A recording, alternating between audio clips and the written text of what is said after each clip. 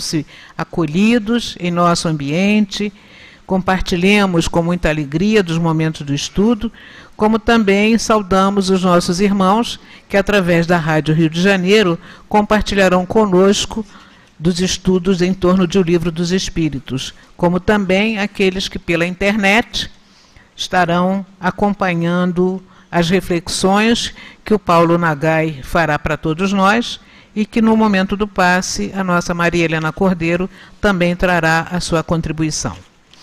Preparando-nos então para os nossos estudos, vejamos a palavra de Emmanuel, que está em nossas mãos, da obra intitulada Mãos Marcadas, numa edição da ID, e pela psicografia de Francisco Cândido Xavier, a página que tem por título No Templo da Carne. E nos diz Emmanuel: o corpo físico é sempre o equipamento de ação que o espírito, romeiro do progresso, é capaz de receber com proveito, consoante as necessidades e méritos que lhe caracterizam a experiência. Qual acontece na esfera humana em que se atribuirá a cada criatura o instrumento que possa manejar para o bem comum? Cada espírito, em se materializando na Terra, usa o veículo carnal que lhe seja adequado à luta imprescindível. Entre os homens, não se confiará o leme da usina elétrica ao adolescente irresponsável, nem se colocará o explosivo, destinado a cinzelar as formas da natureza, nas mãos da criança incapaz de apreender-lhe o perigo. Ninguém se lembrará de entregar o tesouro da coletividade ao delinquente que a penitenciária recolhe, nem se dará o tribunal à cabeça do analfabeto. Assim é que na reencarnação cada alma detém os recursos que mereceu. É por isso que, embora identificados na espécie, não existem dois corpos humanos perfeitamente iguais. A justiça funciona para cada ser na pauta dos prêmios que conquista ou dívidas que amontoa. Conserva em tua vestimenta de carne, acima de tudo, o uniforme de trabalho que o Senhor te concede à vida para que te refaças do passado obscuro na direção de luminoso porvir.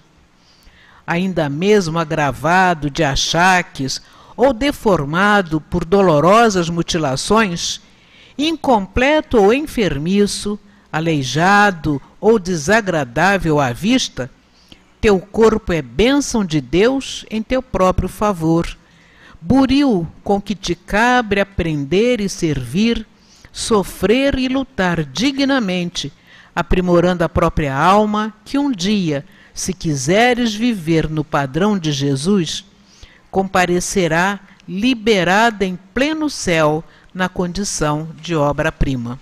Emmanuel. E é sob a vibração desta página que elevamos os nossos pensamentos em prece neste momento. Jesus amigo, Mestre e Senhor de nossos destinos, uma vez mais dizemos presente à convocação para os estudos que iremos realizar em torno de O Livro dos Espíritos. Pedimos, Senhor, apenas que amplies a nossa percepção, dilate o nosso pensamento, para que possamos apreender de maneira plena tudo aquilo que nos será trazido nesta noite. Assim pedimos que tu abençoes o nosso Paulo Nagai, abençoes a nossa Maria Helena no momento de suas alocuções, e que todos aqueles que estão neste instante sintonizados com este momento de trabalho sintam-se amparados, abençoados pela misericórdia de Deus, e todos nós, numa única vibração, agradecendo a oportunidade de aqui ter chegado, possamos então, Senhor, dar por iniciada a nossa reunião de estudos e passes da noite de hoje. Que a tua paz nos sustente agora e sempre. Graças a Deus. Meus irmãos, como dissemos, Os estudos estarão em torno das questões 371 a 378. Para que o nosso Paulo tenha maior tempo para a exposição, leremos apenas 5 questões. 371. A opinião segundo a qual os cretinos e os idiotas teriam uma alma de natureza inferior tem fundamento? Não. Eles têm uma alma humana, frequentemente mais inteligente do que imaginais, que sofre pela insuficiência dos meios de que dispõe para se comunicar, como o mudo sofre por não poder falar. Questão 372. Qual é o objetivo da providência, criando seres desgraçados como os cretinos e os idiotas? São espíritos em punição os que habitam corpos de idiotas.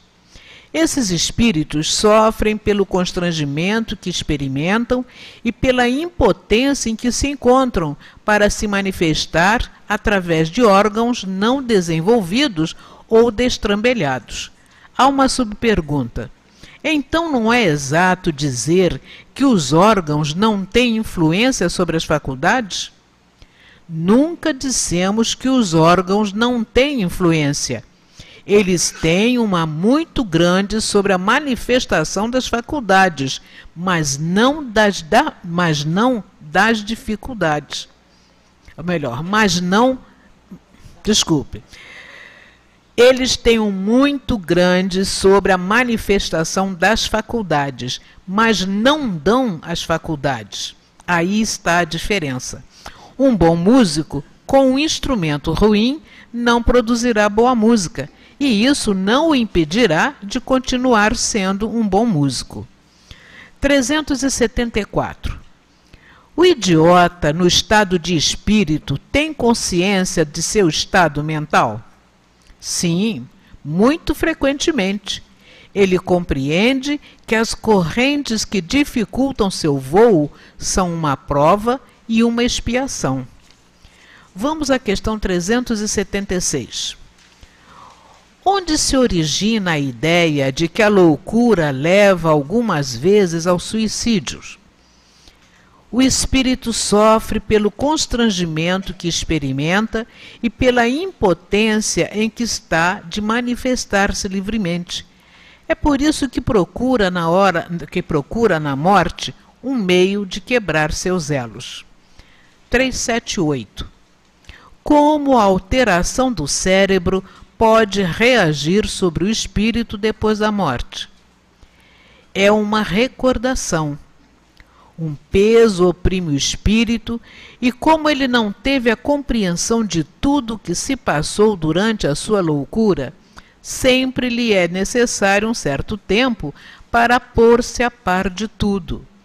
É por isso que, quanto mais durar a loucura durante a vida, mais tempo durará a dificuldade, o constrangimento após a morte.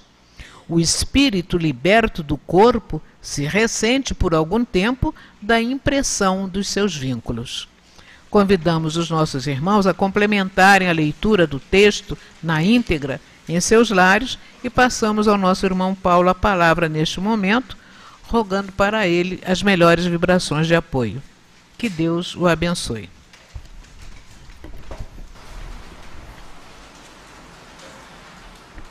Bom, boa noite a todos. Que Jesus possa nos abençoar mais essa noite de estudos. Hoje, como sempre, todo sábado, o Livro dos Espíritos. E o tema, como a Yara colocou, idiotia e loucura. Bom, a primeira coisa que a gente vai fazer é dar uma explicação, porque às vezes as pessoas, lendo a questão ou mesmo ouvindo, pode criar uma dúvida. Pô, como é que o cara vai fazer uma pergunta assim? Segundo qual os cretinos e os idiotas? Aí vem, usada dentro do dia a dia, assim, soa até como uma agressão a outra pessoa. Mas para o lado da psiquiatria, quer dizer uma limitação. São pessoas que estão limitadas, que têm algum atraso mental.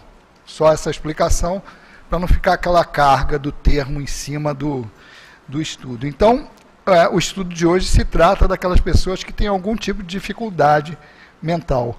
Pode ser lesão, aí pode ser lesão física, várias causas que aí a gente vai tratar exatamente. Importância desse tema de hoje. Não só para aqueles que têm entes queridos nessa situação, e que nós conhecemos várias pessoas, que têm entes queridos com essas limitações mentais, mas também para todos nós, porque você pode generalizar que esse tipo de estudo, ele dá margem para algumas explicações dos espíritos, e, vamos dizer assim, explicações e confirmações para que nós possamos ter uma base mais sólida em cima de alguns conhecimentos que a doutrina espírita coloca, e que a gente tem um pouco de dificuldade de, vamos dizer assim, de passar para a prática. Igual como a gente costuma falar, uma coisa é eu falar, acredito na imortalidade da alma, mas eu perco um ente querido, me desespero. Ficar triste, a gente sempre fala isso, é claro, ficar triste todo mundo fica. Não tem problema nenhum, e até negócio de espírita chorar, espírita também chora. Mas também se não chorar, também não é outro problema, cada um reage de uma maneira. O que a gente fala é o desespero que isso traz. E às vezes, a nossa ação, ela não corresponde ao conhecimento que a gente já tem. Então é a mesma coisa aqui. Tem algumas afirmações aqui que tem a ver com a relação do corpo com o espírito. É o retorno à vida corporal. Então tem algumas coisas que a gente tem que entender a respeito do corpo, não só para aqueles que têm uma limitação mental, mas qualquer tipo de limitação. Nós estamos numa doutrina que ela mostra claramente para nós, e aí vem a doutrina espírita, ela é uma continuidade do cristianismo, das palavras de Jesus. Quando Jesus apresenta o Deus Pai, que é misericordioso, perfeito em todas as coisas, justo e amoroso, então essas três principais características que a doutrina espírita se apega e inclusive coloca como uma lei, justiça, amor e caridade, isso a gente tem que perceber em tudo na vida. Como Jesus falava, Deus é pai. E um pai não vai dar ao seu filho o que ele não precisa. Se ele está com fome, ele vai dar peixe e não vai dar pedra. A gente entende isso perfeitamente, essa justiça da lei, quando a necessidade é a gente ganhar peixe. A gente não entende quando a necessidade é a gente ganhar pedra. Esse é o problema. A gente tem que chegar... Por que a gente enxerga a justiça e a misericórdia quando as coisas são boas? E a gente não enxerga a justiça e misericórdia quando as coisas, aos nossos olhos, não são boas. Então, você vê, a página inicial, ela já abre um leque para nós que extrapola o estudo da idiotia e loucura. Porque Emmanuel, com o título da página, No Templo de Carne, olha só, quando ele fala o templo de carne, quando você pega a palavra templo, é sinal de algo sagrado, que você tem que reverenciar. Quando ele está se referindo ao corpo como templo de carne, e é algo que nós recebemos para cumprir uma reencarnação. Vamos chamar de missão aí, entre aspas, mas uma tarefa. Reencarnar. E aí nós esquecemos. Nós lembramos da lei quando as coisas estão a céu de brigadeiro, ou então com aquele mar tranquilo, liso. Quando o negócio começa a complicar, chuvas, trovoadas, ou então no mar, começa a onda a ficar muito agitada, a gente esquece que Deus é justo, misericordioso. A gente não lembra disso. E é justamente nesse momento é que nós temos que entender que existe um controle, existe uma lei que é perfeita. E ela está nos direcionando. A gente esquece disso. Tem outra assertiva que a gente pode juntar a essa, que a doutrina espírita coloca. Nós fomos criados para ser felizes. O homem só é infeliz quando se afasta da lei de Deus. Então a gente tem que ter isso na cabeça. Se eu estou infeliz, é porque eu estou me afastando da lei de Deus. Em que? Eu tenho que descobrir. O conheça-te a ti mesmo é importante exatamente por causa disso.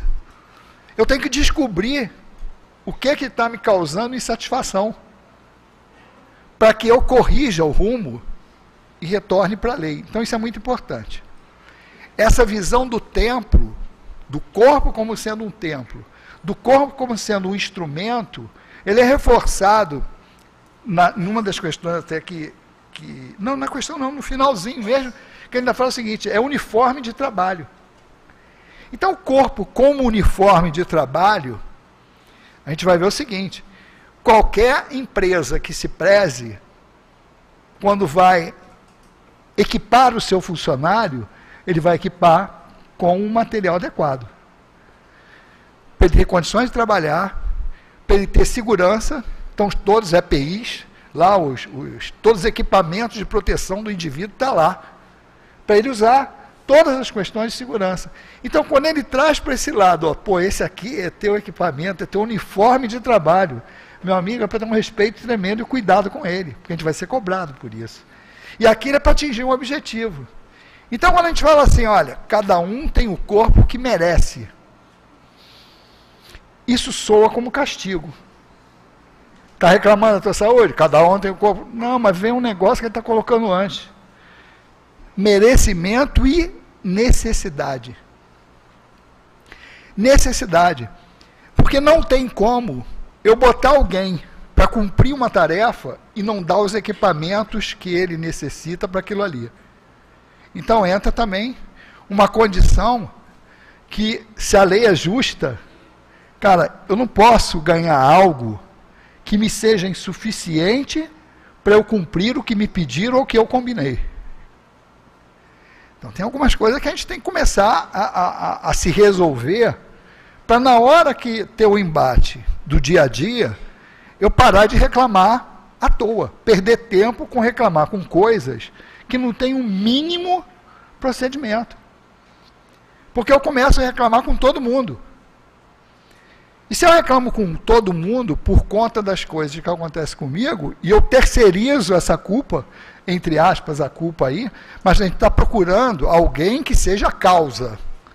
Aí substitui a palavra culpa pelo causador. A causa dos nossos problemas. E a gente está sempre terceirizando, por quê? Porque é uma fuga. É uma fuga. E se a gente faz isso desde o início da nossa relação com Deus. A gente culpa todo mundo, menos olhar para dentro de nós para descobrir que a causa está aqui dentro. Então eu fico gerando problemas onde não tem, fico aumentando onde eles são pequenos, e a consequência disso é o quê? Eu sofro. Então eu estou escolhendo sofrer. A gente não pode esquecer que os espíritos falam para nós que os nossos problemas não estão lá no passado só não, e nem a maioria deles estão lá. Então, assim, a maioria dos problemas que vocês têm, isso eles falando para a gente, está aqui no futuro e vocês que causam. Cuidem só de resolver esses, que o negócio vai ficar bom. Então para de criar problema onde não tem. E nós vivemos criando problemas onde não tem, aumentando onde ele é pequeno. Parece que a gente gosta disso. Isso é doença. Se a gente está gostando de sofrer, procura um médico aí, psiquiatra, psicólogo, o que for, porque não é normal gostar de sofrer. A gente tem que sair disso. Então, a explicação, essas explicações hoje, que está aqui para aquele que tem esse problema mental, essa deficiência, serve para qualquer deficiência que a gente encontre no nosso corpo. Então é o seguinte, primeira coisa, e aqui, eu acredito que, não sei, pode ter algumas pessoas que estejam chegando para a primeira vez, mas já tem conhecimento da doutrina espírita, suficiente para entender que nós somos espíritos, estamos reencarnando e recebemos um corpo para isso. Esse corpo tem uma característica genética, que é relacionamento, lá a genética do papai e da mamãe. Nesse momento, vem o conjunto espírito, corpo espiritual, se junta aqui. Então eu posso ter sido gerado por pais sãos, mas com o tempo, essa junção me traz o perispírito, o corpo espiritual, nesse caso, que é o viajor que acompanha o espírito nessa viagem toda, nessa jornada toda. E ele é como se fosse o diário. Ele anota tudinho ali. Tudo que eu faço, fica expresso no meu corpo espiritual. Tudo de bom, tudo de ruim. O que eu faço de bom reforça a minha organização perispiritual. Cria uma solidez, cria uma armadura positiva. Mas o que eu faço de errado, de contrário à lei, de desvio da lei, provoca distúrbios, provoca desorganização nessas células sutis, que são a forma das células do corpo físico. Quando começa a renovação das células que são renováveis, as marcações perispirituais, o equilíbrio ou desequilíbrio que está no corpo espiritual, ele vai passando, porque eu estou me ligando molécula a molécula nesse corpo físico, com o tempo ele vai passando as suas características para cá. Então, mesmo eu tendo recebido um corpo são, eu vou imprimir as minhas características nele, que pode fazer com que ele não fique são. Isso é uma explicação geral, mas que para o caso específico aqui é o seguinte: quando eu separo, eu tenho que conseguir separar isso. Eu sou espírito e tenho esse corpo. Esse corpo aqui é um instrumento meu, que eu uso. Então todo mundo fala isso, mas tem que repetir mesmo, porque a gente inverte. A gente dificilmente raciocina, eu sou um espírito que tem um corpo. A gente sempre acha que é um corpo que tem um espírito. Então, qual a diferença disso? Porque o elemento causal é o espírito, não é o corpo. O corpo é consequência. Então, tudo que ocorre, ele parte do espírito, que interage com o corpo. É claro que tem uma volta, mas o sentido de comando é o espírito, aí como Leon Denis diz, nosso patrono, o espírito manda, o perispírito transmite, o corpo obedece. Catuca o corpo, passa para o perispírito e chega no espírito. É a interação, é a relação entre o espírito e o corpo. Mas, se eu quiser simplificar, eu falo assim, olha, o espírito é o motorista, o carro é o corpo. Então, o condutor é o motorista. Ele é que dirige aquele negócio ali. O carro vai sofrer as consequências da habilidade ou inabilidade do motorista. E o perispírito está ali para marcar essa coisa toda. Então, vamos dizer que antes de qualquer coisa, antes de eu culpar até Deus por ter recebido um corpo assim ou assado, eu tenho que lembrar que existe uma programação reencarnatória. O que é uma programação? Uma programação reencarnatória é o seguinte: vamos estudar quais são suas deficiências como espírito, qual é o teu passado espiritual, e vamos programar, fazer um plano de educação para a tua alma, para a próxima encarnação. O que você precisa? Então, vai ser feito ali uma preparação para que o espírito reencarne em condições de cumprir o planejamento que foi feito. Dentre essas coisas, você fixa a família, o cenário que ele vai reencarnar, que é preparado antes, onde tu vai nascer, qual a família que vai te receber, qual o país, qual a cidade, qual tipo de profissão tu vai seguir. Algumas coisas são delineadas em termos materiais, ou seja, eu vou fazer uma viagem, para onde eu vou? Vou para tal lugar, fica em tal hotel, mas o que você vai fazer lá, você que vai decidir. Não tem determinismo nas ações morais do espírito, mas o teu cenário está preparado ali. E o corpo faz parte disso. Então, é engraçado que a gente lê André Luiz, lê lá o Departamento da Reencarnação, acha tudo muito legal, e lá passou o cara com a planta do seu corpo lá, com um protótipo. Mas na hora que está com dor na costela, está com dor na coluna, está com dor de barriga, está com dor em qualquer lugar, a gente não pensa que aquele carro foi planejado para mim, para as minhas necessidades. Quer dizer, planejamento, ele serve para algumas coisas. Quando eu tenho que constatar e deduzir outras, eu esqueço completamente que aquilo existiu. Então, parte do princípio da confiança em Deus, da fé em Deus, da confiança na justiça divina e de que está tudo certinho. Isso faz parte. Essa introdução é para dar base para quem ou não tem, ou não lembra, ou às vezes a gente nem quer lembrar dessas coisas, mas para igualar. Então, a partir disso, As perguntas aqui de Kardec, ela tem um objetivo. Tu vê que a primeira pergunta, quando ele faz, a opinião segundo a qual os cretinos e idiotas teriam uma alma de natureza inferior tem fundamento? Por quê? O indivíduo não pode se expressar. Está com problema. Então a pergunta dele é a seguinte, pô, o pessoal fala que essa alma aí foi mal criada, está esquisita, está ruim, deu defeito. Por quê? Porque a visão era que a alma foi criada junto com o corpo. A gente tem que entender isso. Então, não. O problema que está havendo aí tem que entender o mecanismo que a doutrina espírita explica. O mecanismo que está havendo ali é o seguinte, o espírito tem sua consciência. Quando ele se junta ao corpo, ele recebe um instrumento que está cerceado por algum motivo. Ou que vai ser pela necessidade ou pelo merecimento.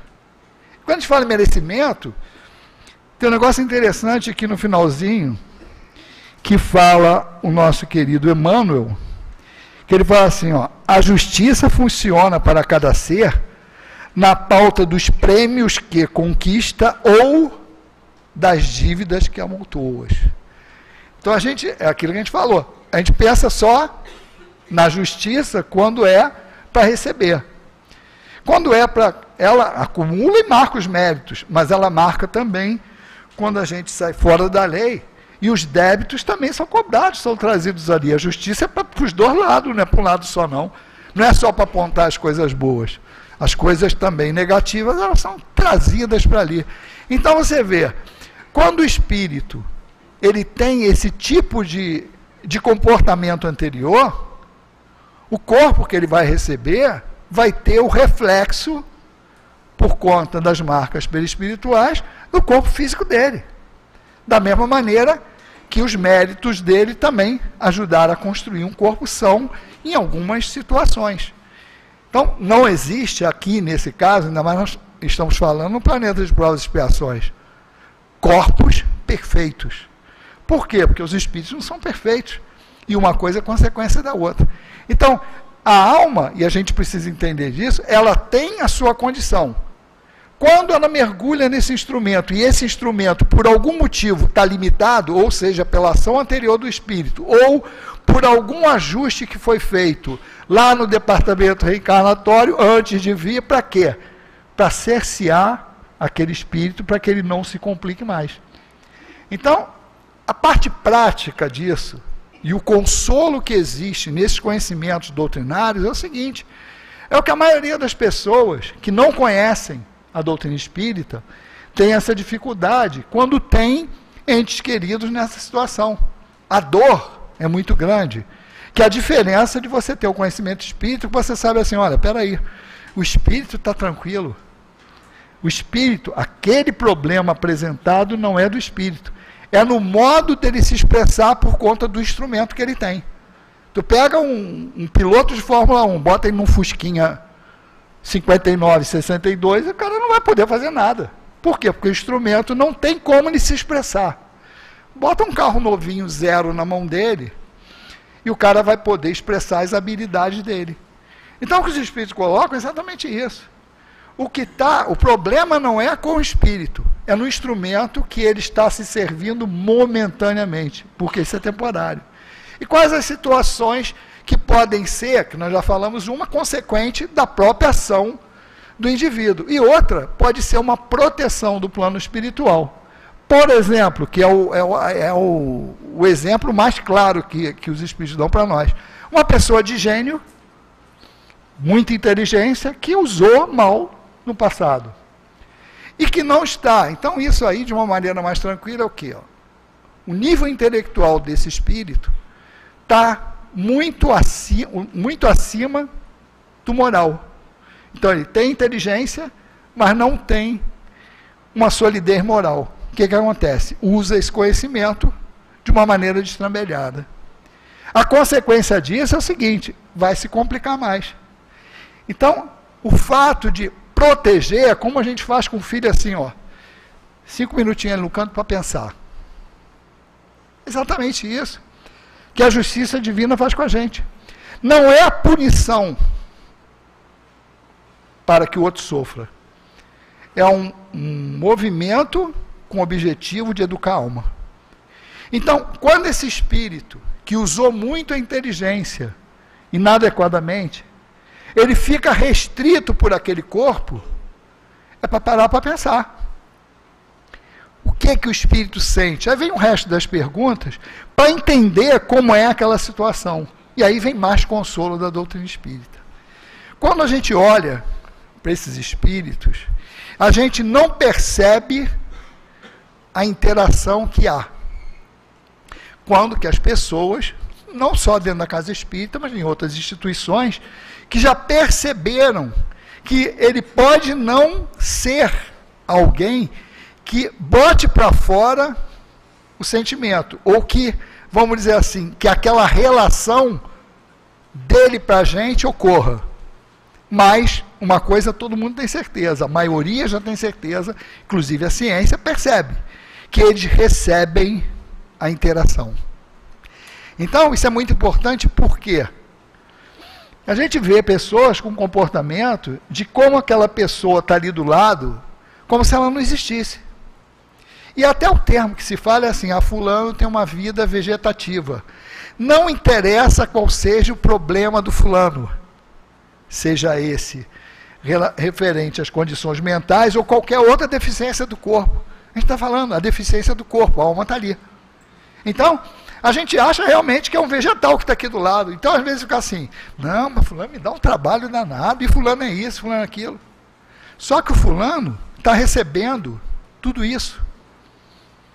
Pode não estar nem entendendo, que não seria a condição, porque o espírito vai perceber aquilo ali.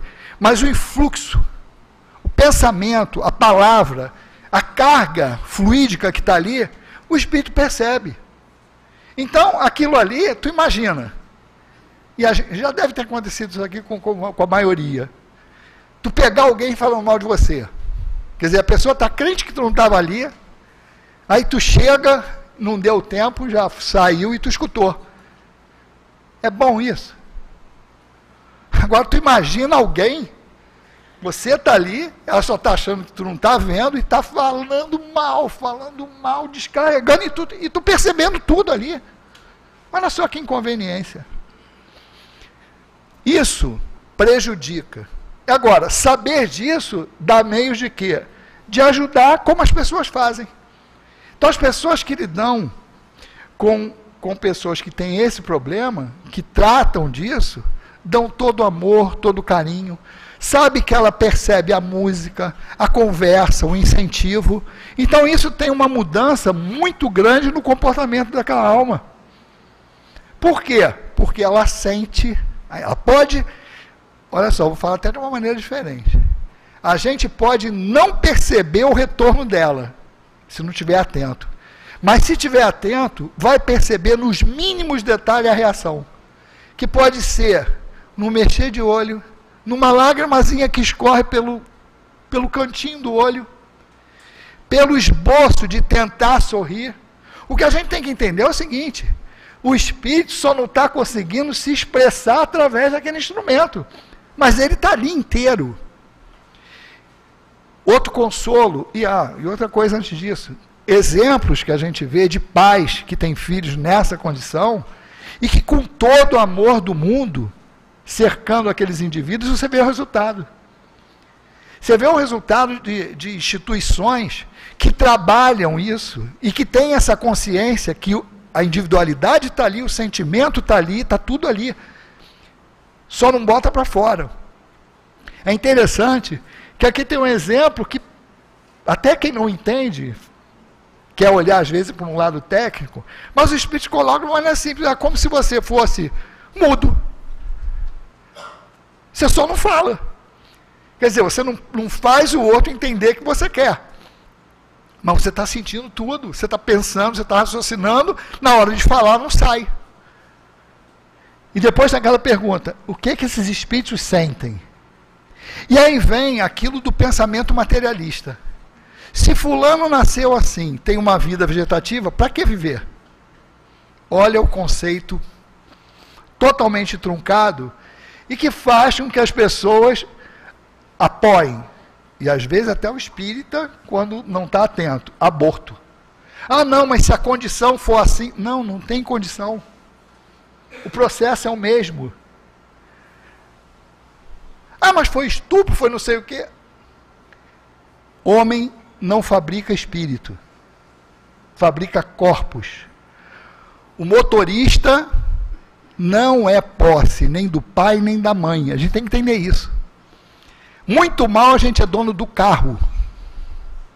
Do carro que foi fabricado ali. Nem da função do carro a gente é dono. Porque a nossa genética pode produzir o carro bom, mas o motorista que está ali espelha nele a característica que lhe é própria. Ou seja, não está sob nosso controle. Não está sob nosso controle. Então, às vezes, quando a gente fala isso, algumas pessoas olham meio torta. Mas o espírita tem que assumir-se espírita nessa hora, inclusive. De ter opinião baseada não nos seus achismos, mas no que a doutrina espírita coloca. E aí, meu amigo, cada um coloque a carapuça se lhe couber. Mas que a gente tem que falar isso, tem. Eu não posso... não, a doutrina é assim, mas na hora de eu decidir eu esqueço a doutrina. A gente já faz isso com o nosso comportamento, que é normal pela nossa inferioridade. Mas nas coisas de pensamento, de você olhar, ler, entender, isso não tem nada a ver com moralidade. No sentido de esforço de reforma moral. A dificuldade que nós temos é o seguinte: a gente tem todas as instruções, a gente sabe a teoria. Aí esbarra nos nossos hábitos milenares para colocar em prática. Isso é aprendizado. Isso aí não tem jeito. Mas quando eu pego assim, um conceito doutrinário, que aí você pergunta para mim assim, entendeu? Entendi. Então aplica aqui. Numa decisão. Não é eu mudar moralmente. É eu decidir de acordo com o que eu estou lendo, pô. Interpretação de texto, me desculpem. É interpretação de texto. Então não posso ter 2 pesos e 2 medidas. É incoerente isso. Então são coisas que a gente tem que pensar. Se aquilo ali está determinado, é uma lei natural, meu amigo, alguma coisa. Então, senão eu vou falar a mesma coisa, cada um de nós. Você vê que tem consolo e tem esclarecimento. Não necessariamente nessa ordem. Porque quando você entende isso, olha a luz que se abre para pessoas que se relacionam ou têm entes queridos nessa situação.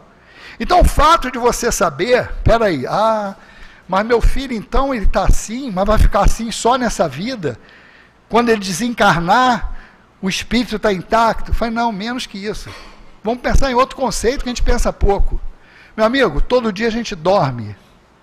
Quando a gente dorme, a gente morre diariamente. Morre diariamente no sentido de proximidade de fenômeno que ocorre com a morte. Qual a diferença?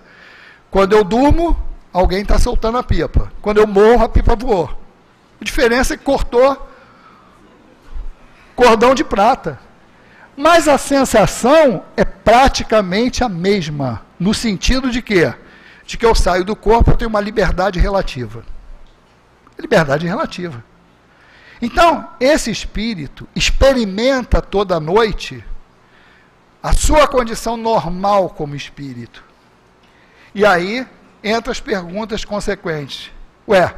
Qual a serventia de Deus criar idiotas? Pessoas com essa limitação.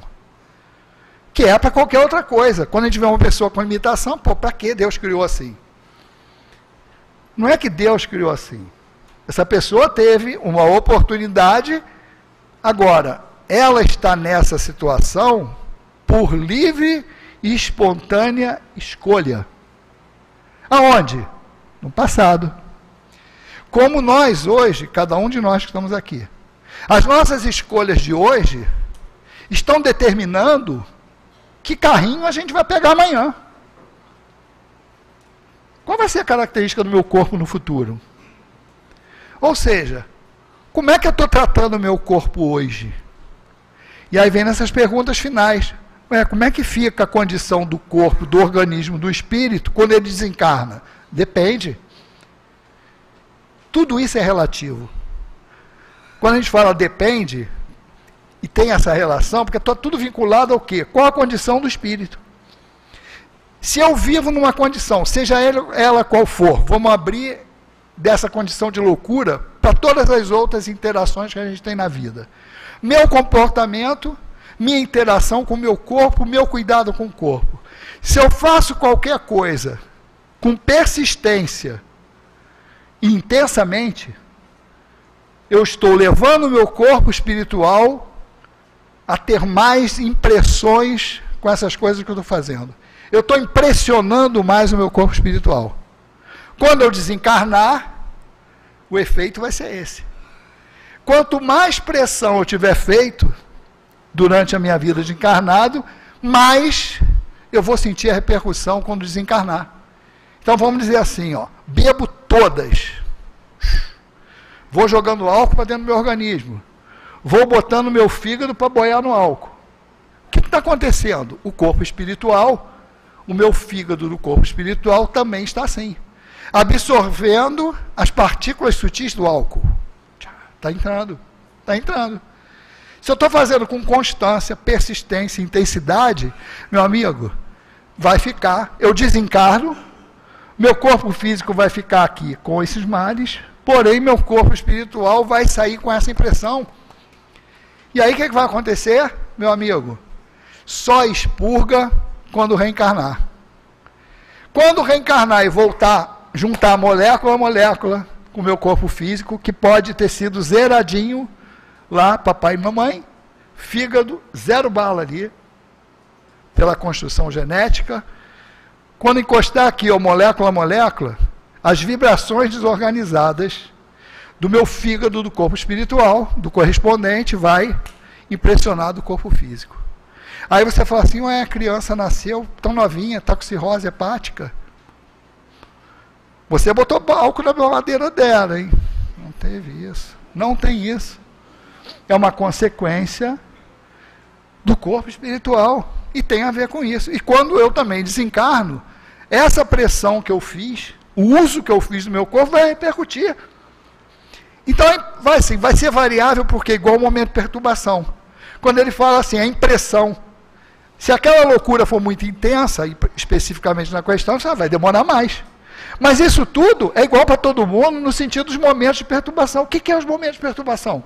O momento de perturbação é o seguinte, ó, é cachorro que caiu do caminhão de mudança. Não sabe para onde vai. Não sabe para onde vai. E daqui ele fala um exemplo, que eu sempre falo aqui, eu dou esse exemplo também. Tu acorda e tu não sabe onde está. Quando tu viaja, eu andei uma época viajando, eu trabalho muito, e, sei lá, e tu acorda cada dia num lugar. Aí de repente tu acorda, antes de tu levantar para ir no banheiro, tu faz assim, assim, tu olha para que lado é. Porque realmente, tu não está no teu habitat. Tu saiu de um estado para o outro. O desencarne é igual. Tanto de lá para cá, o encarnar, quanto o desencarnar. Ele está saindo num estado vibratório diferente. Então, o momento de perturbação é isso. Até ele se recuperar e se ajustar e entender a situação, aí que vai começar a história. É variável porque vai depender da característica do espírito e da evolução dele. Tem uns que são instantâneos, a recuperação, e todos que demoram mais. Tem que ser ajudados, esperar para se recompor. É igualzinho. Mas na relação do corpo físico, ele vai ressentir da maneira o quê? A gente tem que pensar o seguinte, às vezes, e a pergunta aqui é isso, mas como é que ele vai sofrer se ele já não tem mais o órgão? Pensamento. Quando desencarna, o móvel é o pensamento. Pensou, sentiu. Então, olha só, se eu vivi determinada coisa com intensidade, não precisa desencarnar para ver isso, não. Pensa, mas não pensa em momento triste, não. Pensa em momento bom. Aquele momento que você passou bom. Quando você lembra daquilo, quais as reações físicas que a gente tem? Boas. Tu está revivendo aquilo ali. Por isso que a gente diz que tem pessoas que gostam de sofrer. A pessoa que fica remoendo as coisas ruins, ela está sofrendo de novo. Sabe aquele negócio, aquela música de dor de cotovelo? É a mesma coisa. O cara senta lá no bar e fica lembrando. Meu amigo, vivencia tudo, sofre tudo de novo. Para quê? Gosta de sofrer, então? Não existe isso. Então, esse retorno para lá E essa lembrança é isso. Quando que o espírito vai se livrar disso? Quando ele se desligar da matéria. O que é se desligar da matéria nessa situação? É ele esquecer aquela situação que o prende. Nós observamos muito isso no atendimento a desencarnados. O espírito, quando está preso a uma relação, por exemplo, de vingança, ele está vivenciando aquilo ali de uma maneira que o seu pensamento está extremamente sintonizado com aqueles espíritos, e pasmem, com espírito que ele não gosta. Por quê? Porque fez mal a ele, ou ele acha que fez, não precisa nem ter feito. Ele pode achar somente que ele fez, que o negócio daqui para lá já existe. Então ele perde um tempão vinculado àquele espírito, ou àquela família de espíritos, querendo perturbar, querendo obsidiar, procurando vingança. Enquanto ele estiver naquela faixa, ele está vivenciando aquilo ali tudo de novo. Quando ele chega ao atendimento, tu às vezes tem dificuldade de saber quanto tempo aquilo ali está ocorrendo. Por quê?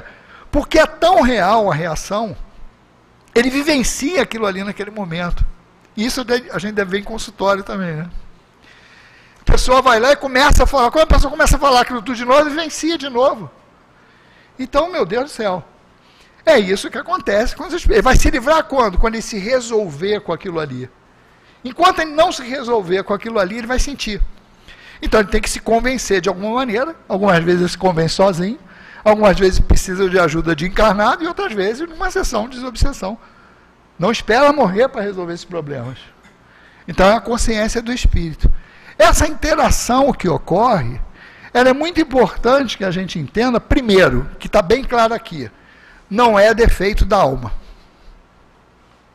Porque a gente quer logo acusar defeito de fabricação, falar que é Deus. Deus errou nessa alma aí. Não, não errou.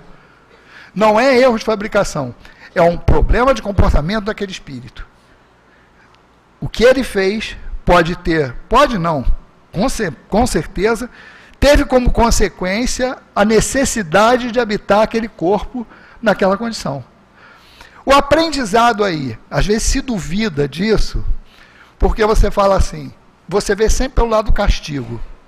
Quando qualquer limitação nos é imposta, a gente está olhando aquela limitação como um castigo. Por que a gente olha como uma limitação? Como limitação. A limitação como castigo. Vamos parar para pensar nisso. Porque nós não estamos vendo o objetivo educativo. Isso é o perigo. Porque enquanto eu estiver olhando aquilo ali como uma ação, que é o castigo de alguém para mim, eu não estou enxergando a causa. Porque eu nem estou vendo que aquilo ali é um problema de educação. Olha só que coisa. Por isso que não pode perder tempo ficar culpando os outros. Eu tenho que me enquadrar ali e falar assim, olha só, primeira coisa, e aí a gente vai generalizar. Hoje, está uma busca, eu diria assim, frenética, para cuidar do corpo. Primeira pergunta que a gente tem que se fazer para não entrar em desequilíbrio. Eu estou querendo cuidar do corpo com que objetivo? Se eu estou querendo cuidar do corpo só para que a embalagem fique mais bonita, cuidado. Rótulo bonito não qualifica o conteúdo. Vai no mercado e compra pela embalagem só para tu ver. Compra só pela embalagem. A embalagem é legal, que atrai. É até um efeito de marketing. Mas depois que você experimenta o que está dentro, então tem que ser um conjunto de coisas. Então uma coisa é eu cuidar do corpo só por interesse estético. Outra coisa é cuidar do corpo porque eu tenho que ter saúde. Então a doutrina espírita nos dá todos os instrumentos possíveis para a gente não errar. Então olha só, não é aquela, porque o perigo é o 880. A gente vê aí, os extremos nunca são pontos bons para nada. Você fala assim, ah não, eu sou espírita, me alimento de fluido, não quero comer nada, não vou. Tá legal. Vai assim para tu ver o que tu vai arrumar lá em nosso lar. Leiam lá, Nosso Lar teve o capítulo da revolta da rabada. O nome não é esse não, claro. Os espíritos fizeram um levante lá, para o governador da época lá, falaram assim, pô, queremos uma comida mais, tipo uma tripa, um angu, uma rabada, sei lá. Eles pediram coisa mais consistente lá, aí o governador bateu firme lá, negativo, vai tomar caldinho, tem que aguentar caldinho aqui. E foi caldinho lá. Por quê? Exatamente, o espírito não está vivenciando mais a matéria densa. Então, ele já não tem nem aparelho. Aí vamos ver o que André Luiz diz do corpo espiritual. É uma estrutura eletromagnética um pouco modificado na característica genética e digestiva. Porque lá tu não vai ter aparelho para dissolver uma rabada, amigo, nem angu. Vai ter que tomar caldinho lá mesmo. Aquele equipamento, ele é justo para a condição de desencarnado. Para encarnado, não. Aquele carro lá anda com combustível mais sutil. Não é aquele negócio todo. Mas você vê, é adequação. Então, o cara querer, aí vamos pensar de Jesus. Está na terra sem ser da terra. Mas está vivendo a vida material, amigo. Não tem jeito, tem que comer. Vai ficar ali fora. Para ver se tu sobrevive. Saco vazio, não para em pé. Não adianta isso. Então, a gente já teve várias coisas aqui. A Yara também deve ter escutado isso. Do altivo mandar médio chegar aí para dar passe. Ah, não comeu nada. Meu filho, vai para a cantina comer alguma coisa. Vai doar aqui energia, se tu não tem. É uma questão de lógica, né? Então, a mesma coisa. A gente tem que ter esse equilíbrio. Você está na Terra. Agora, tem que escolher o que comer? Sim. Paulo falou lá, Jesus também. Não, mais Jesus. Não é o que entra pela boca, é o que sai. Mas cuidado, o que entra também tumultua. Ele está falando que o que sai é mais problemático, mas o que entra também prejudica. Tu tem que escolher. Então, cuidar do corpo, para quê? Para que o espírito tenha um instrumento de trabalho. Lembra do uniforme? Meu amigo, quando tu recebe o uniforme, o cara fala assim, olha, qualquer coisa que ocorrer, você vai ser cobrado.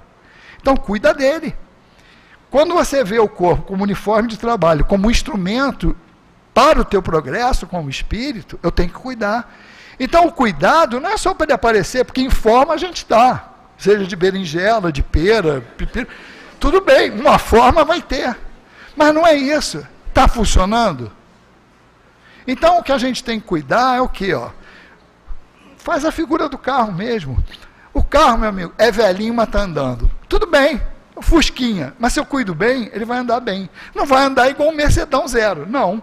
Mas ele vai andar igual o fusquinha bem cuidado. Se o cara que tiver um Mercedão zero lá cuidar mal, está arriscado dele enguiçar e o meu ficar andando. Então é isso que a gente tem que cuidar. Do instrumento, o carro tem que estar apto para que o motorista consiga ir onde tem que ir.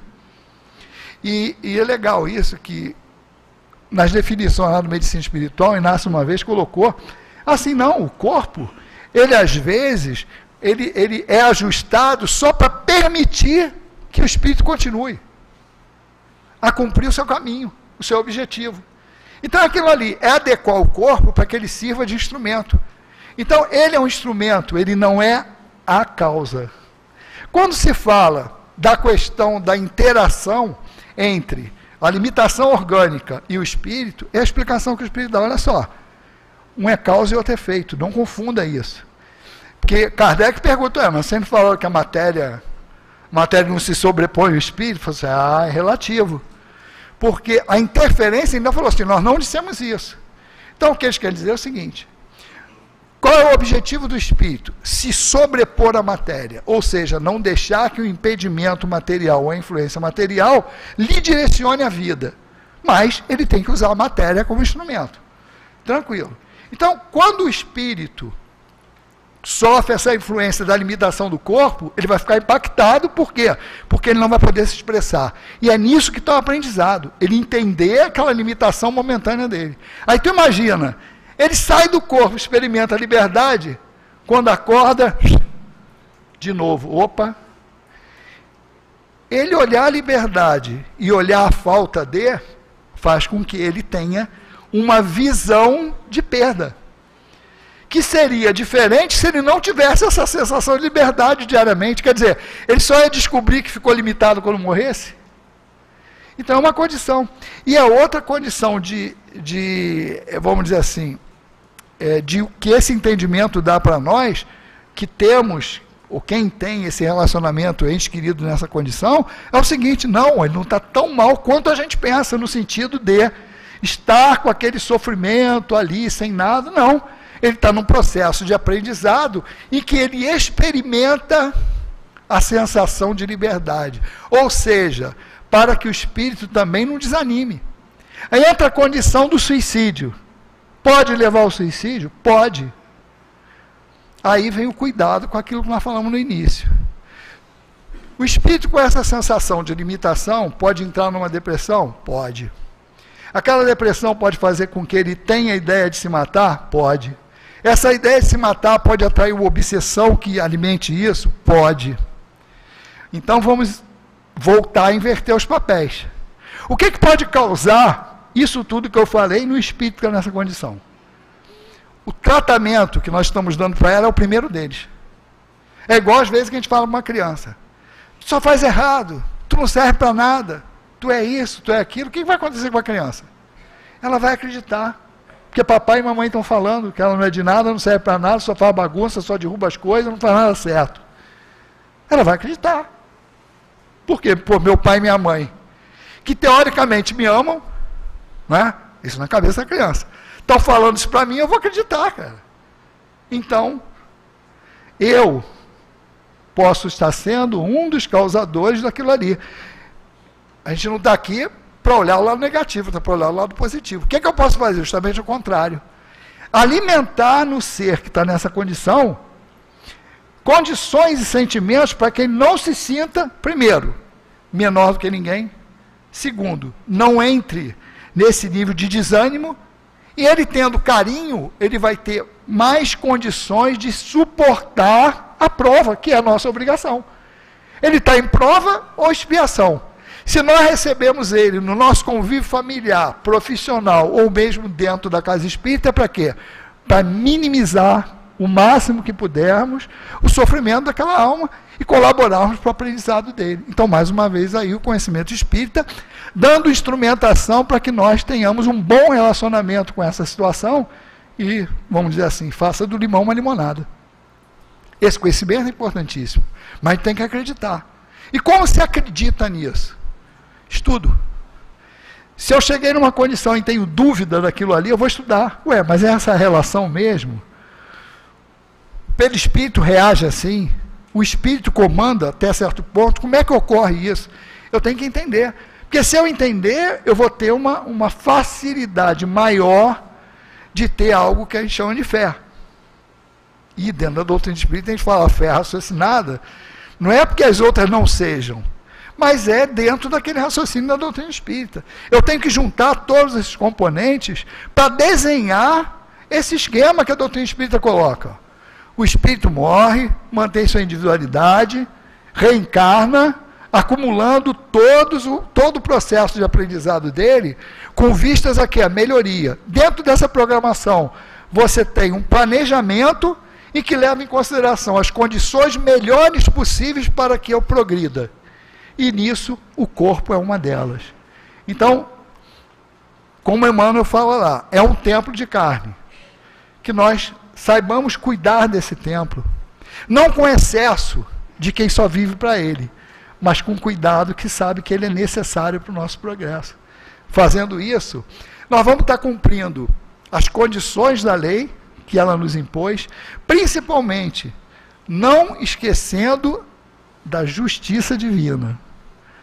Volto a dizer, para nós, gente, estou dizendo isso para nós, porque toda vez que a gente repete isso, para nós já também chega, né, no primeiro. É não olhar só a justiça quando essa justiça representa um benefício para mim. Uma limitação, ela representa a justiça também. E eu tenho que entender que essa limitação, primeiro, foi causada por mim. Segundo, ela tem como objetivo o meu progresso. Melhor maneira de eu lidar com isso é olhar como uma lição e tentar pegar o aprendizado.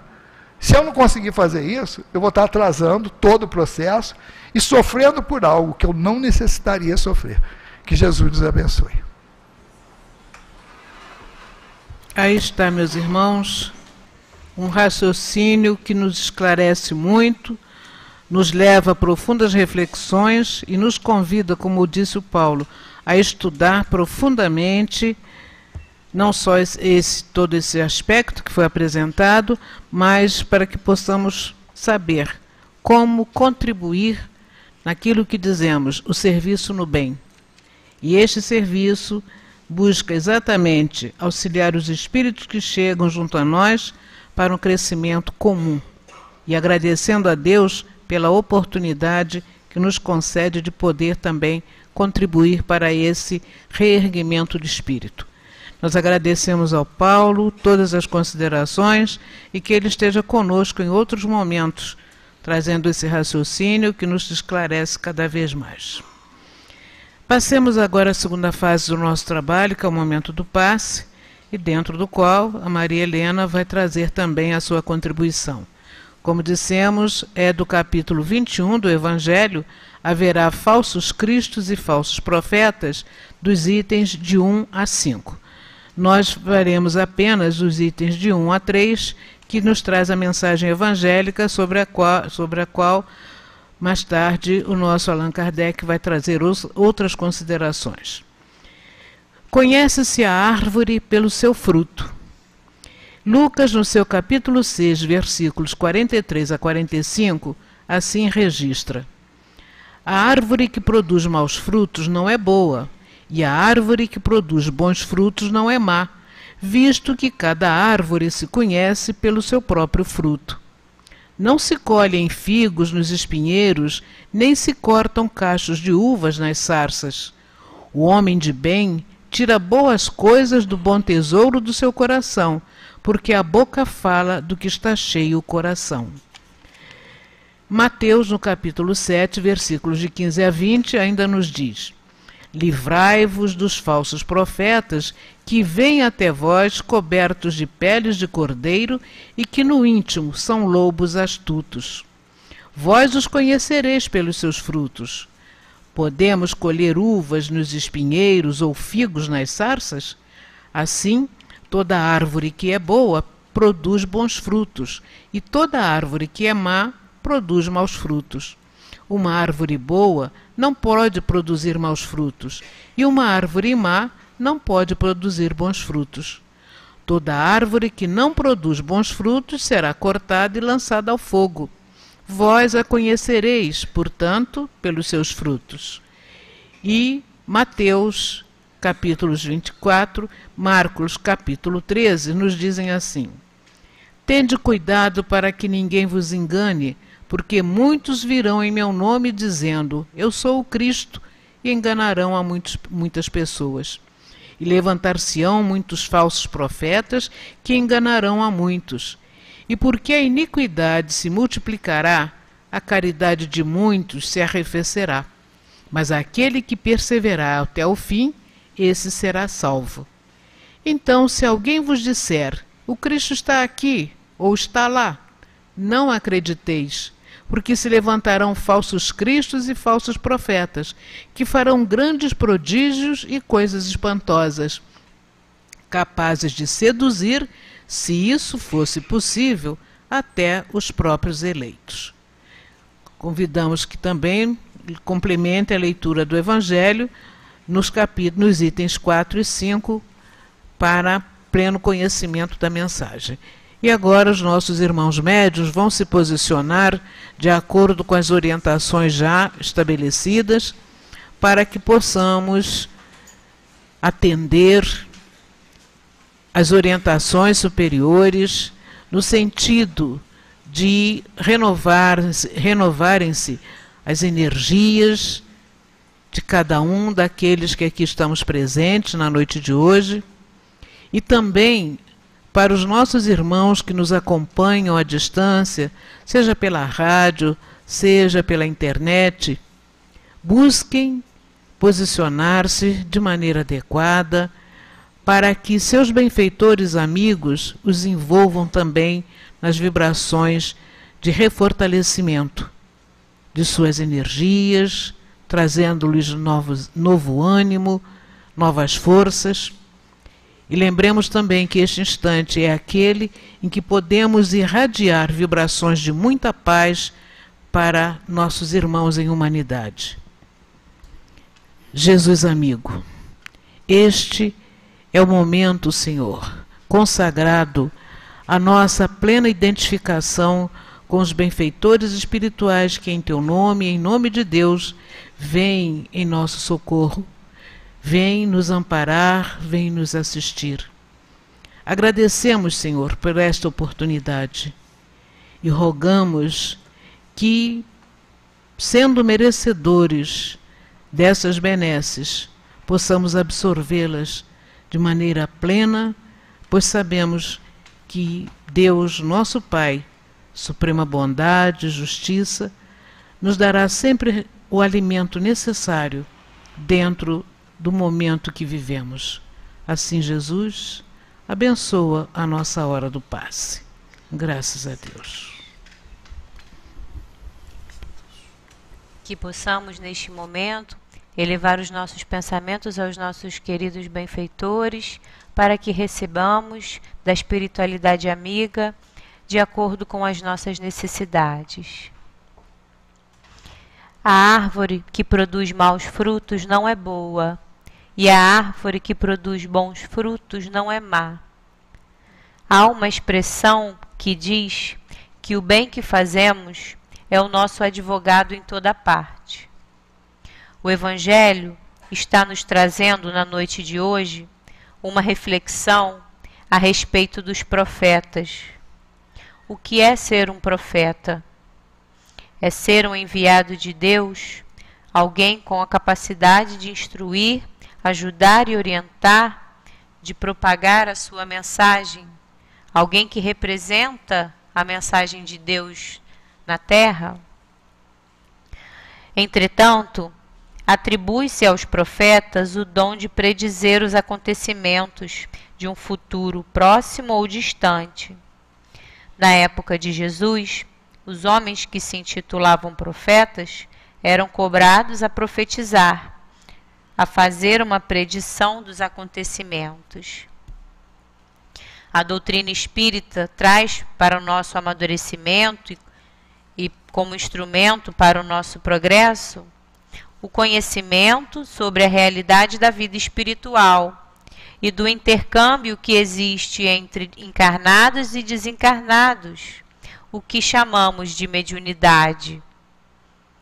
A mediunidade capacita o encarnado a conhecer fatos ou situações trazidas do contato com o mundo espiritual, com os espíritos. Mas ela não é uma faculdade peculiar apenas aos espíritos evoluídos.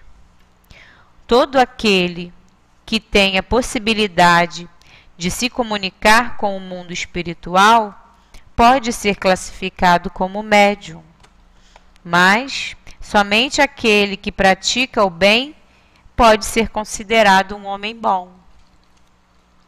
Jesus nos alerta sobre a existência dos falsos profetas, que são os homens que podem possuir o dom da profecia, que, como diz o Evangelho, podem seduzir, se isso for possível, até os próprios eleitos.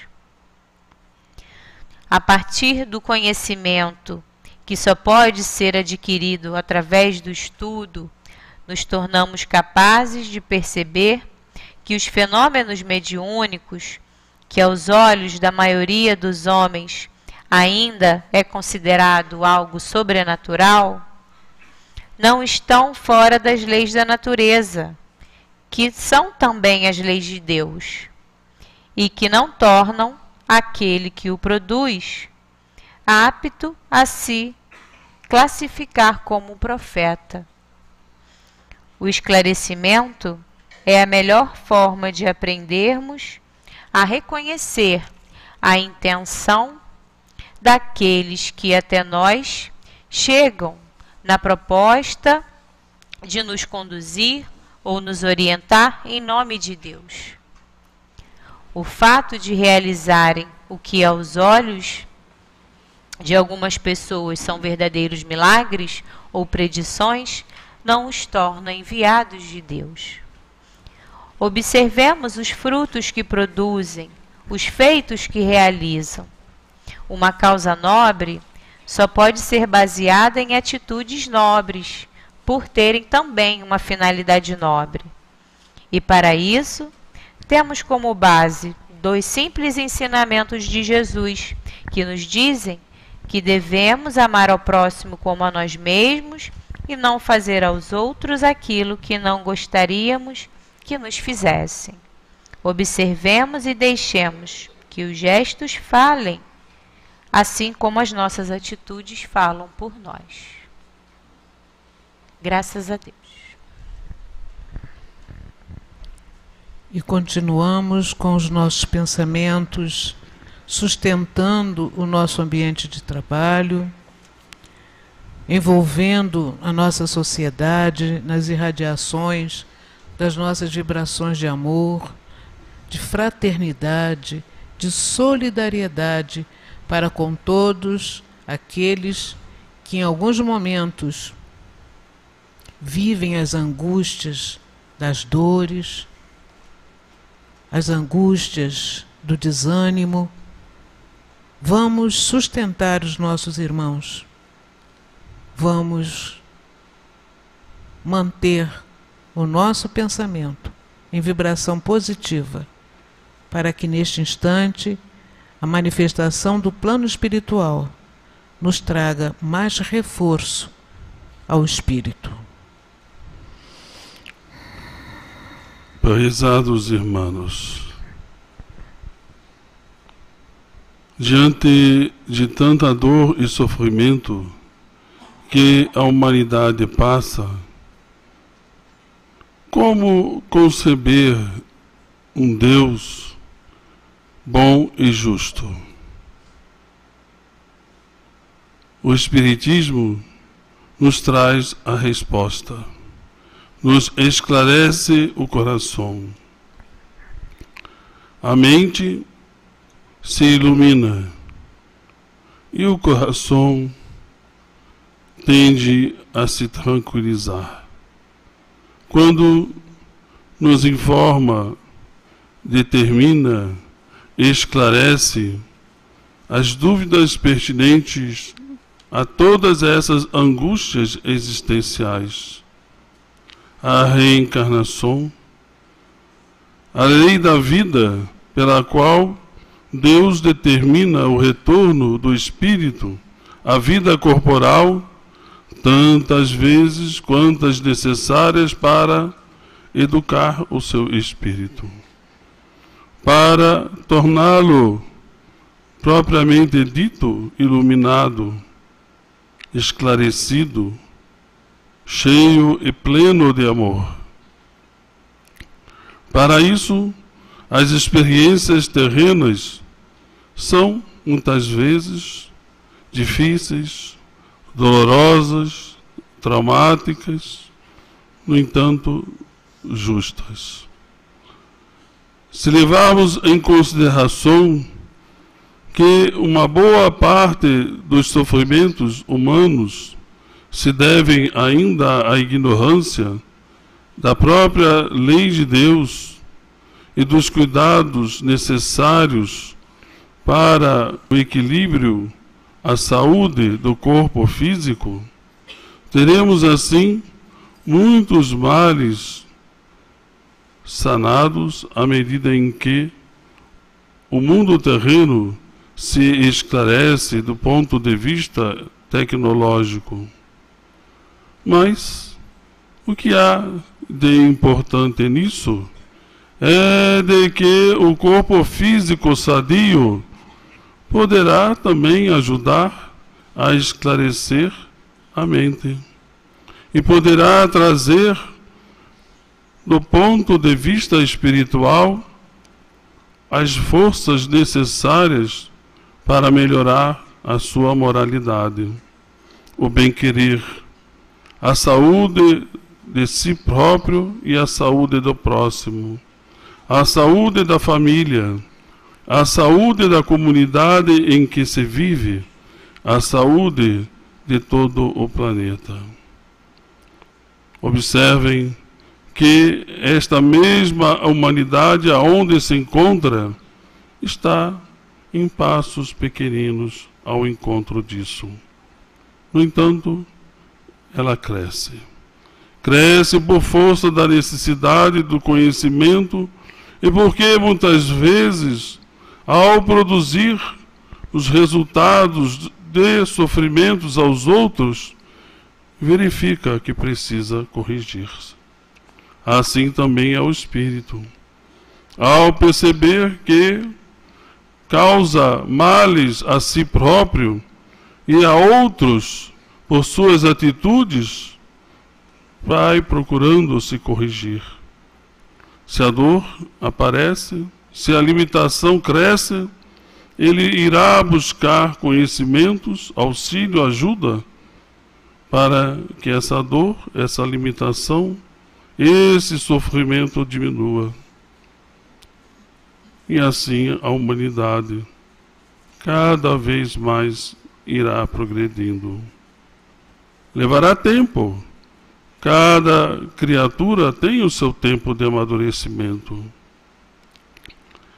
Mas devemos também levar em consideração vários outros aspectos, como a interferência divina, que sempre ajuda e impulsiona o progresso da humanidade.